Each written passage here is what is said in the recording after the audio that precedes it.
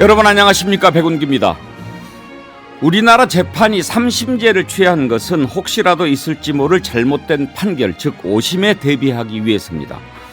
1심에서 잘못된 판결이 나와도 두 번의 기회를 더 준 거지요. 하지만 실제로는 2심, 3심에서 판결이 뒤집히는 경우는 극히 드뭅니다. 그만큼 1심 결과가 중요하기 때문에 피고인 측이나 검찰이나 1심의 모든 것을 겁니다. 정영학 녹취록에 병채 아버지가 돈을 달라고 한다, 병채를 통해서 이런 내용이 있습니다. 그리고 김만배는 실제로 50억을 곽상도 씨 아들에게 줬습니다. 이보다 명백한 뇌물의 증거가 어디 있겠습니까? 그런데도 재판부는 뇌물이 아니라고 판단했습니다. 사법부의 정의가 무너졌다는 여론이 높습니다. 정의가 무너지면 안 됩니다. 나라가 무너집니다. 이걸 어떻게 바로 잡아야 할까요? 오늘 아침 묻습니다. 백운기의 시사 1번지 출발합니다. 비 내리는 금요일 아침입니다. 네 분 패널 나오셨습니다. 신성범 전 의원, 송금주 전 의원, 최수영 메시지 컨설턴트, 박진영 민주연구원 부원장, 어서 오십시오. 네, 안녕하십니까. 방금 전에 국민의힘 컷오프 결과가 발표가 됐던데 국민의힘 대표가 누가 되고 안 되고에 따라서 나라가 무너지는 건 아니고 사법 정의가 무너지면 나라가 무너지니까 급한 것부터 먼저 좀 알아봅시다. 오늘 마침 판사 출신 송금주 의원이 계시니까 궁금한 거 몇 가지 좀 여쭤보겠습니다. 1심 판결이 2심에서 뒤집히는 비율이라고 그럴까요? 그게 얼마나 됩니까? 그러니까 2심에서 뒤집히는 비율 자체가 사실 과거보다는 현재 더 줄어들었거든요. 근데 이제 그 민사와 형사를 좀 따로 봐야 되는데 형사 사건을 기준으로 본다고 하면 거의 30% 정도가 뒤집힙니다. 그런데 이 부분을 좀 자세히 봐야 됩니다. 2심에서 양형이 잘못됐다, 양형을 더 높여야 되거나 낮춰야 된다고 해서 뒤집히는 것들이 대부분이고 유죄 무죄가 바뀌는 거는 사실은 5%도 안 될 겁니다. 네. 그만큼 1심의 판단이 굉장히 중요한 거죠. 그리고 우리 사법체제가 좀 선진화를 추구하면서 1심 재판 집중주의를 취하고 있거든요. 그래서 가능하면 항소심 재판부에서 1심의 결론을 좀 바꾸지 않아야 된다, 이런 입장이어서 이 파기율이 점점 줄어들고 있습니다. 예, 유죄 무죄가 바뀌는 경우는 5%가 굉장히 안 되는 드물죠. 거군요. 네. 그만큼 이제 1심이 중요한 것 아니겠습니까? 네. 그리고 또 대체로 1심 때는 모든 것을 이제 아까 집중주의라고 하셨는데 사실 기소하면은 검찰 같은 경우에는 이제 강제 수사를 거의 끝낸 단계 아닙니까? 그렇죠. 2심으로 가면은 그때 뭐 다시 뭘 바꾸기 위해서 강제 수사하고 그러기가 매우 어렵죠. 네, 네. 그러다 보니까 이제 2심에서는 바뀌는 경우가 거의 없다고 봐야 되는데. 네.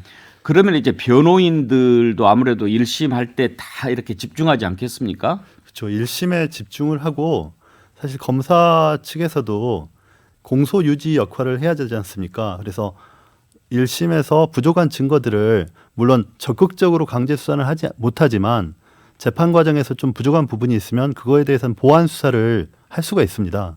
그래서 그런 부분의 보완 수사를 통해서 무죄 가능성을 줄이는 역할을 해야 되는데 지금 곽상도 전 의원 사건에 관한 것이겠죠.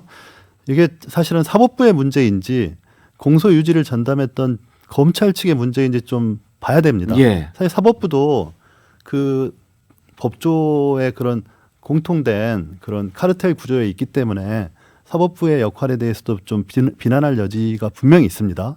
그렇지만은 검찰의 입장에서 이 사건에 대한 공소유지를 이런 식으로밖에 못했는지 사실은 굉장히 적극적으로 사실 결론이 뒤바뀌는 것 또는 무죄가 나는 것을 막기 위해서 검찰에서 실제 재판을 하다 보면은 지나칠 정도로 좀 사건에 집중을 하고 보완 수사를 합니다. 사실은. 법을 좀 아시는 분들은 이번에 다 네. 재판부의 판결도 문제지만 검찰이 제대로 수사를 해서 정말 명백한 증거를 갖다 들이대면서 이거 유죄 맞습니다, 이 정도로 올렸느냐, 부실 기소를 많이 지적하는 얘기들이 많더라고요. 그러면 어찌됐든 그래도 사법부가 정의를 바로 세워야 되고 진실을 밝혀줘야 될 최후의 보루 아니겠습니까?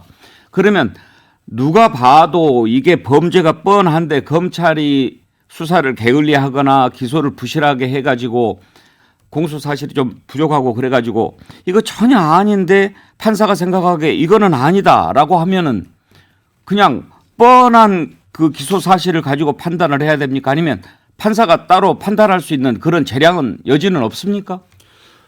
미국 재판 시스템은 당사자주의입니다. 그러니까 변호인 측과 검찰 측이 서로 공방을 해가지고 진실을 발견하는 구조라고 하면 우리는 당사자주의에다가 판사의 직권주의가 가미돼 있습니다. 그래서 물론 판사가 이 사건에 대해서 너무 지나치게 뭐 유무죄에 대해서 자기 주관대로 가는 것은 문제가 있겠지만 적어도 정확한 진실을 발견하는 과정에서 판사의 개입 또는 재판 진행권을 보장해 주는 거거든요.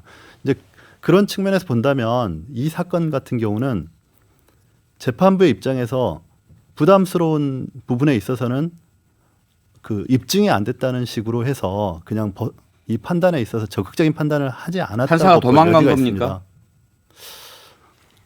있습니다. 아, 저는 그렇게 생각합니다. 예. 판사 출신으로서 참 말씀하기가 쉽지 않았을 텐데, 근데요, 이건 법 이전의 국민의 상식 아닙니까? 우리가 법은 도덕의 최소한이라고 배웠습니다만 또 상식의 최소한이기도 하지 않습니까? 네. 모든 국민이 어떻게 이럴 수가 있냐라고 묻습니다. 어떻게 이런 일이 있을 수 있습니까? 저도 직장에서 보통 샐러리맨들이지 않습니까? 샐러리맨들이 받는 이 상실감이 굉장히 큽니다. 사실 30년, 40년 일해도 퇴직금 얼마 못 받거든요. 근데 5년 일하고 50억 퇴직금을 받는 구조가 가능한 거냐. 그리고 정영학 회계사의 녹취록 속에서 그 김만배의 녹음된 부분이 있지 않습니까? 그 부분들이 너무 명확하게 나와 있는데도 그 형사법의 증거 법칙이라는 이유로 해서 그것들을 배제하고 진실과 상반된 결론을 내리고 그 결론에 대해서 굉장히 떳떳하다는 듯 곽상도 전 의원이 인터뷰를 하고 이런 과정들은 사실 우리 사회가 지향하는 공정과 정의는 어디 간 겁니까? 이런 질문을 하게 됩니다. 신성범 의원, 우리가 대체로 뇌물죄 사건은 참 수사가 어렵다고 얘기하지 않습니까? 그것은 대체로 보면 준 사람은 있는데 받은 사람이 이제 부인하지 않습니까?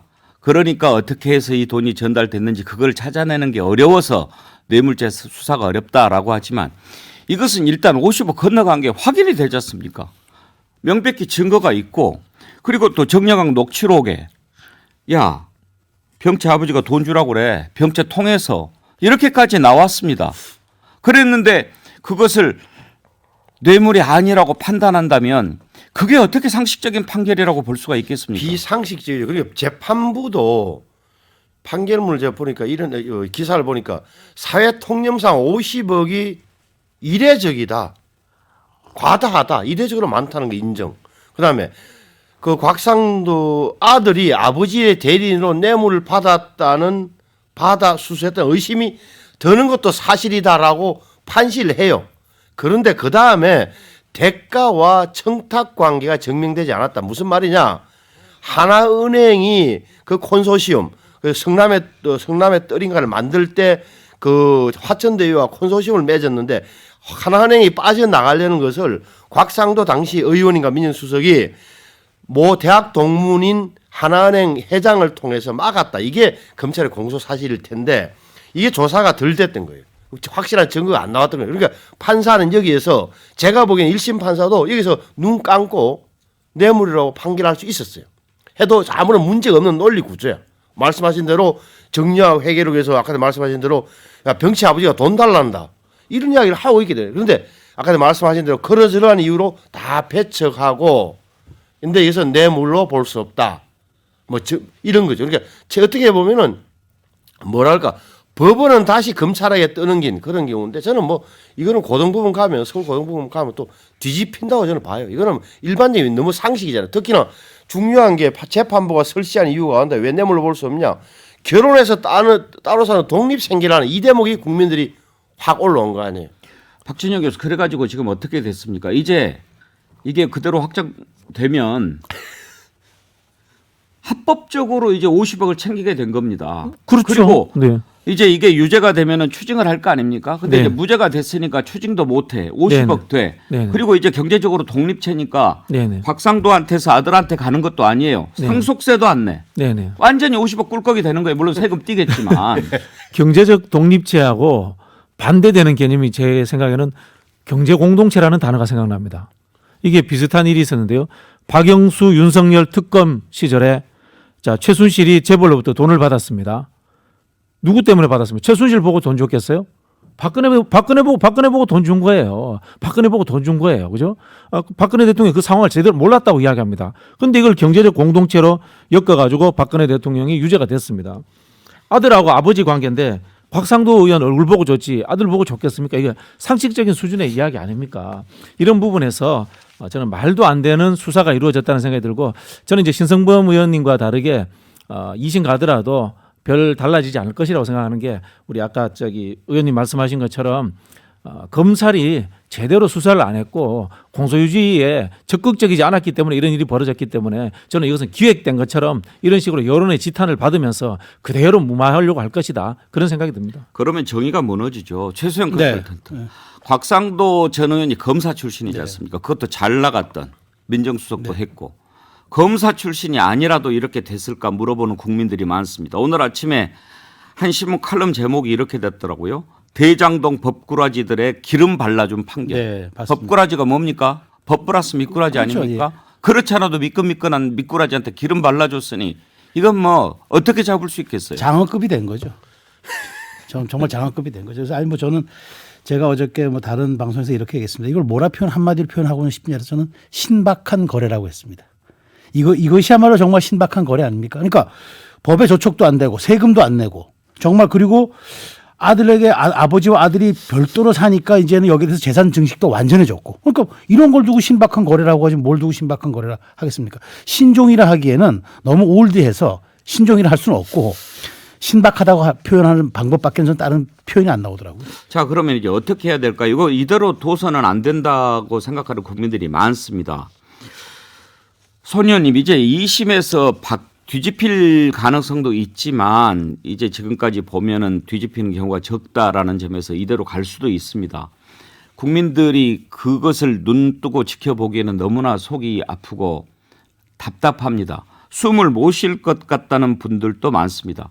혹시 지금 이 상황에서 진행되고 있는 상황에서 대법원 확정 판결 나기 전에 특검할 수 있습니까? 특검. 예. 그러니까 이미 기소가 된 사건이라고 하더라도 기소를 보완하는 형태의 특검 그건 어렵습니다. 네, 그거는 어렵습니다. 왜냐하면 그 특검의 목적은 그러니까 검찰의 기소권을 견제하면서 그 진실을 발견하기 위해서 검찰을 대신해서 수사를 하고 기소하는 역할이지 않습니까? 그런데 이미 검찰이 기소한 사건에 대해서 법원에서 1심 판결이 국민의 뜻하고 반하다고 해서 다시 특검을 하는 거는 특검법에서 규율할 수 있는 영역은 아니라고 생각합니다. 그러면은 대한민국 재판은 1심 재판을 맡은 판사 한 명이 머리가 헷가닥 해버리면 다 끝납니까? 그러나 2심 재판이 있고 물론 파기율이 적지만 저는 이 사건에 있어서는 국민적 관심 또 국민적 비난이 있기 때문에 사법부 2심 재판을 담당하는 재판부에서는 상당히 더 적극적으로 이 사건을 보게 될 것이고 저는 바뀐다고 생각합니다. 결론이 바뀔 가능성이 높고 오히려 1심에서 무죄가 난 것이 곽상도 전 의원에게는 오히려 좀 더 뼈아픈 결과가 될 것이다. 아마 2심에서는 유죄가 되고 또 좀 가혹한 형벌이 따라오지 않을까 이런 생각을 하고 그 과정에서 검찰의 역할이 중요한데 검찰이 좀 그 가난한 사람들 재판할 때 있잖아요. 그 법정에서 이렇게 부인하면 어떤 식으로든 증거 만들어 가지고 유죄 만들어 내거든요.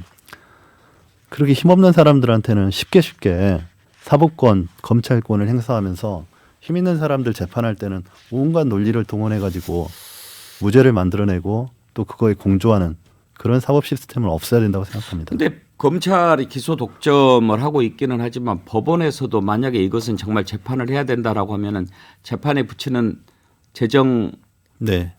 그거는 이제 기소를 안 할 때 그런 재정 제도가 신청을 있지 해서 않습니까? 기소를 하도록 강제하는 겁니다. 그런 식으로 네. 그러니까 아까 제가 이제 여쭤봤듯이 검찰이 부실하게 기소를 했어도 법원에 어떤 여지가 있어야 되지 않느냐. 네. 기소를 하지 않아도 재정 신청을 받아들여서 재판을 할 수 있는 것처럼 네. 뭐 그런 제도는 없습니까?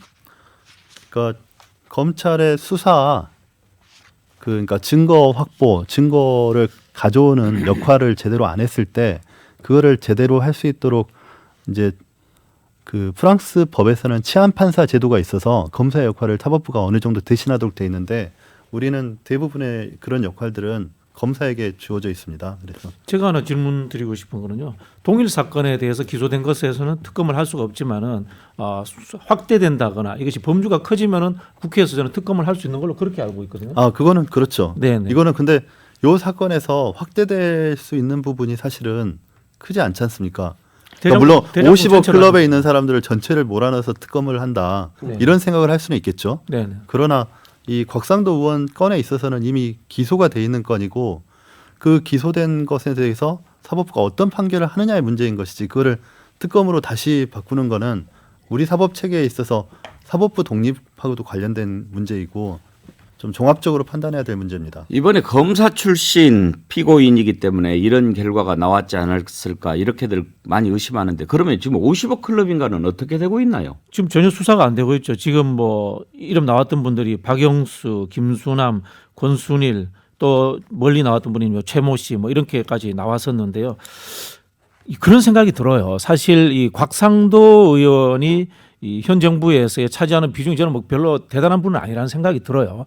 그렇기 때문에 곽상도 의원 한 사람을 이렇게 살려줌으로 인해서 50억 클럽으로서 확대되는 것을 막았다라는 그런 느낌을 지울 수가 없고요. 그 핵심은 결국은 이제 박영수 특검이 아닌가 그런 생각이 듭니다. 아니 그 잘 보셔야 되는 게 6명이잖아요. 이름이 다 나왔는데 보십시오. 6명 중에서 자 곽상도 의원은 이제 기소가 되었고 홍성급 머니투데이 회장은 돈 거래가 김만배와 돈 거래가 있었다는 사실은 증명됐고 권순일 전 대법관은 고문으로 와서 돈을 받았는데 그만뒀고 박영수 전 특검에 다른 돈을 받으려다가 곽상도 사건이 나면서 돈을 못 받았고 이 4명은 어찌됐건 증명이 됐는데 최재경 전 민정수석과 김수남 전 검찰총장은 아무 이야기 없어요. 무슨 말이냐. 이 6명도 어떻게 보면 김만배가 22년 동안 법조 생활하면서 법조기자 생활하면서 기자가 아니라 브로커 역할을 했단 말이에요. 그러면은 자기가 떼돈을 벌었기 때문에 처음에 검찰에 나올 때 한 말. 내가 존경하는 형님들. 앞으로 어떻게 써먹을지 모르지만 이 형님들한테 대해서 뭘 하겠다는 취지로 6명이 보여지는 건데 일부는 기수가 된 거고 돈을 갖다 줬거나 대접을 했던 거고 일부는 지 마음속에 있었던 개연성이 남아있다. 저는 이렇게 봐요. 현재 수사는 어떻게 진행되고 있냐. 검찰에서는 차례대로 할 겁니다라고 하면서 미루고 있는 거고 그 공소처에서는 하고 있다는데 뭘 하고 있는지는 모르는 상황이다. 이 상황이 이렇고 조심스러운 대목은 국민의 분노와 상실감에 하늘을 찌른다 하더라도 인민재판을 할 수 없는 거예요. 죄를 뭐 만들어낼 수는 없어요. 그가 대전제가 되는 거고 또 하나는 검찰이 수사를 제대로 했는지 아니면 능력이 부족한지는 다른 문제다. 열심히 했는데 못 찾아낸 건지 처음부터 아예 안 찾으려고 한 건지는 다른 문제인데 제가 보기에는 이 수사가 언제 됐습니까? 추미애 장관 때예요. 그리고 추미애 장관이 에이스들을 뽑아서 서울지검 4차장 밑에 넣은 게 이 팀이에요. 곽상도 팀이 수사팀이라고. 그런데 보면은 제가 보기에는 오히려 능력이 부족해서 측면이 더 커 보인다. 특수수사 능력이 없던 사람들이. 그러니까 자기들 딴에는 수사했지만 결국은 못 찾아낸 거다. 제 눈은 그렇게 보여요. 그러니까 신석 보면 우리가 왜 이렇게 그 통탄합니까? 지금 뭐 여러 분야에서 막 안 좋은 것들이 많이 생기고 국민 답답하게 하는 것들이 많이 생기지만 그래도 마지막으로 의지하고 기대는 데가 사법부라는 그렇죠. 생각이 국민들한테 있었지 않습니까? 그게 무너졌다고 생각하기 때문에 그래서 저 사회가 말하는 법꾸라지, 법률 미꾸라지, 법률 지식으로 법망을 빠져나가는 큰 범죄인들. 이 대목이 국민들의 가슴을 찌르는 거죠. 사실 그 결국은 부분이니까 이제 운영 시스템이 선별적이고 차별적으로 진행되기 때문이라고 생각이 듭니다. 50억 관련해 가지고 김만배 씨가 나중에 뭐 챙기겠다라든가 이런 식으로 다 이야기를 했지 않습니까? 거명해서. 근데 똑같이 한번 적용해 볼게요. 이재명 대표에 대해서도 나중에 주려고 했다라고 이야기했는데 거기에 대해서는 수사관을 수십 명을 파견을 해 가지고 수사를 하면서 실제로 곽상도 씨는 50억을 받았단 말이에요. 그리고 50억을 받았기 때문에 나머지 거론된 사람들도 그런 개연성이 더 크지 않습니까? 그런 사람들에 대해서는 수사 진행이 안 되는 거. 결국은 이제 선별적으로 차별적으로 하는 거죠. 저는 뭐 여기서 좀 그 하나 그 저는 뭐 믿기지 않았지만 그게 이제 현실화된 건데 김만배가 처음에 녹취록에 보면 뭐라 그랬습니까? 자기를 이지스함이라고 그랬잖아요. 어떤 내가 공격도 이겨낼 수 있다. 그러니까 내 말 들어라. 내 말 들으면은 내가 돈 주라는데 돈 주면은 아무 일도 안 일어난다. 저는 그게 현실화된 것 같아요. 그래서 정말 뼈 아프고 정말 황당한 거예요. 그래서 결국 그러면 이 재판의 끝이 어딜까 보여지냐면 일단 정영학 녹취록에 대한 증거가 사실상 형해화된 건 아니지만 굉장히 약해져 버렸잖아요. 그럼 이제 앞으로 이 스모킹건 같은 걸 떠받들던 게 이렇게 돼 버렸으니 앞으로 그럼 수사의 정당성도 어디서 찾습니까? 저는 그래서 이 이지스함이라는 단어가 자꾸 귀에 맴돌더라고요. 그 두 눈을 의심한다고 하지 않습니까? 실제로 제가 정말 두 눈을 의심했어요. 제가 그저께 2시에 판결이 있다고 그래서 이렇게 이제 기다렸다가 이렇게 봤는데 보기 전에 설마 집행유예는 아니겠지 뭐 이제 그런 생각을 했어요. 워낙 이게 뇌물죄는 형량이 크고 또 15년 구형을 했으니까요. 그래 딱 봤는데 무죄 이렇게 나와서 눈을 의심했어요. 이럴 리가. 그리고 봤더니 다 무죄라고 떴어요. 야 이거는 나라가 뒤집히겠구나. 이건 아닌데. 사법부가 이래서는 안 되는데. 그러면 이제 국민들은 어디를 믿으라는 말인가. 참 그래서 방금 그 부분에 대해서는 예를 들어서 만에 하나 권순일 전 대법관과 김만배의 관계가 8번이나 대법관 사무실을 드나들고 무슨 영향력을 행사했다고 한다면 이게 만에 하나 밝혀진다면 우리 저 송금조 의원 계시지만 죄송합니다만 사법부가 엄청난 존립 자체에 대한 의문제기가 될 거라는 것을 전제로 하고 또 하나는 지금 박 교수께서 중요한 지적을 하셨는데 이게 이재명 민주당 대표에 대한 수사와 좀 연동되어 있는 측면이 분명히 있잖아요. 그러니까 정영학 녹취록을 이 재판부가 이 곽상도 의원 전 의원 재판부가 부인한다면 지금까지 쭉 보면 어떻게 보면 김용과 유동규와 남욱 진술에 의거한 걸로 보여지는 진술에 의거한 걸로 보여지는 저 대목은 이재명 대표 재판에서도 어떻게 될까? 이 대목이 다 불거진단 말이에요. 그래서 저는 그런 의미에서 검찰이 곽상도 의원을 봐주기 위해서 수사를 등한히 했다는 것은 논리적으로 그것도 틀린 측면이 좀 있는 거다. 그래서 이재명 대표가 빠져나갈 수 있는 구도를 만들어주는 수사를 또 어떻게 하겠냐. 저는 그런 의미에서는 너무 손쉽게 검찰이 자기 선배 곽상도 의원 봐주려고 했다는 것은 너무 손쉬운 결론인 것 같다. 그래서 저는 차라리 검찰의 수사 능력이 엄청 뒤져 있다라고 감히 이야기하는 거예요. 능력이 뒤져 있을까요? 하여튼 이번 판결로 우리 국민들이 깨달은 것 참 많을 겁니다. 야, 정의가 무너지는 소리가 들린다. 이래도 될까? 사법부까지 무너지면 우리는 어떻게 해야 되지? 야, 검찰 대단하구나. 맘만 먹으면 이렇게 없던 것도 있던 걸로 만들고 있는 것도 없는 걸로 만들 수 있는 게 검찰이구나. 이렇게들 생각할 것 같습니다. 한동훈 장관이 자주 얘기하지 않습니까? 법치주의. 그런데 그 법치주의는 사실은 가진 사람들, 힘 있는 사람들이 권한을 행사하기 위한 명목이 아니고 국민들이 자기의 권리를 지키기 위한 수단입니다. 법에 맞춰서 행정권을 행사해라, 검찰권을 행사해라 이런 거거든요. 마찬가지로 이 사법재판에 있어서도 피고인의 권리를 보호하는 규정들은 힘없는 피고인들을 보호하기 위한 것이지 가진 사람들을 보호하는 수단으로 악용돼서는 안 됩니다. 자, 정의를 좀 바로 세워야 됩니다. 10시 반 방금 전에 국민의힘이 당대표 또 최고위원 후보 컷오프 결과를 발표했습니다. 당대표 후보는 김기현, 안철수, 천하람, 황교안, 최고위원 후보는 8명인데 김병민, 김용태, 김재원, 민영삼, 정미경, 조수진, 태영호, 허은하 이 가운데 4명을 이제 뽑게 됩니다. 탈락한 최고위원들 누군지 궁금하시죠? 문병호, 이만희, 박성중, 이용, 천정강. 이용 의원은 윤석열 대통령 수행을 계속하지 않았습니까? 신성범 의원. 후보 시절에 후보 수행실장으로 기억합니다. 이용 의원 떨어진 거는 어떻게 봐야 돼요? 이 부분 아마 당원들 6천 명을 돌려서 따로 한 게 아니라 세계 여론 2천 명씩 해가지고 계속 대표는 최고위원 이렇게 이름 불러주면서 했던 것 같은데 이용호 의원 이건 인지도 싸움인데 인지도가 인지도 좀 싸움이. 낮았다. 문병호 의원 이런 분들 다 훌륭한 분인데 다 떨어져 버렸잖아요. 대통령을 그렇게 열심히 모시고 다녔어도 결국 이제 자신의 이름이 알려진 것은 그거 없는 거죠. 별로 없었던 거죠. 네. 그렇죠. 그게 핵심이죠. 뭐 10월에 마지막 밤 부른 가수도 아니고 이런 식으로 이제 다자들 간의 여론조사는 무조건 인지도 싸움입니다. 그리고 이제 청년 최고위원 후보는 한 명을 뽑는데 4명이 컷오프를 통과했습니다. 김가람 전 한국청년회의소 중앙회장, 김정식 터닝포인트 대표, 이기인 경기도의회 의원, 장해찬 청년재단 이사장인데 장해찬 씨는 지금 윤석열 대통령이 청년재단 이사장을 시켜줬으니까 누가 봐도 친윤이라고 할 수 있고, 이기인 도의원은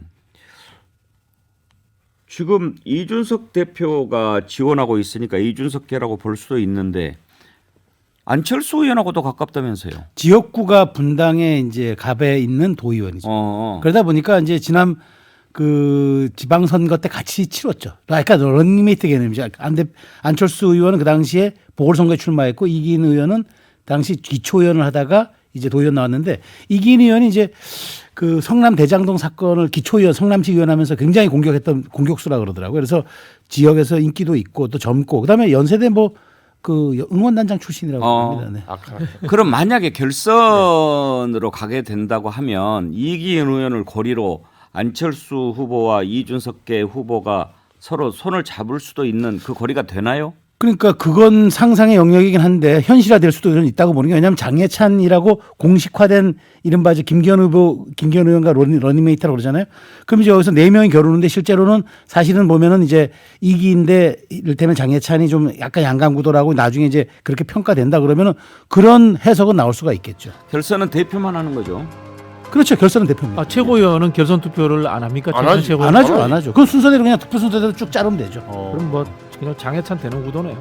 그건 모르죠. 예. 하여튼 모든 투표는 까봐야 합니다. 자, 2부에서는 이 얘기 좀 해보죠. 15 듣고 보겠습니다.